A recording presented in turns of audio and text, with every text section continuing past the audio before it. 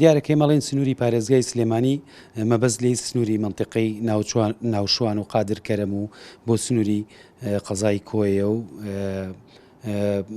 ئیدارەی ڕاپەڕین و قایمقامێتی قەزای دوکان و هەموو قەزای شار بەژێر و ماوەت و قایمقامێتی قەزای پێنجێن و هەموو پارێزگای هەڵەبجە و نزیشی دەربەنیخان و هەموو سیلسیلە شاخی قەراخ تا دیسانەوە گەڕێتەوە منتیقەی قادر کەرەم. ئەمە سنووری کار و چالاکیەکانی بەڕێوەبەرایەتی گشتی کاروباری مینە. من لەسەر داتای ئەوێ قساکەم دیارە نزیکەی 234 ملیۆن مەتر مڕەبع پیسبوو بووە، ناوچەی پیسبوو بە مین و تەقەمەنی لەم سنوورەی ئێمە.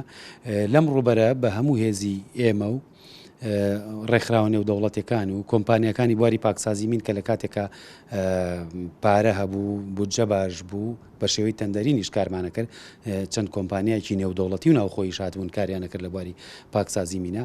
بە هەر هەمووی نزیکەی 85 ملیۆن مەتر مڕەبع لەم ڕوبەرە پاکراوەتەوە کە نزیکەی تەقریبی 1/3 ئەو ڕوبەرەکە و ئەوەی تری ماوە لە ئێستا.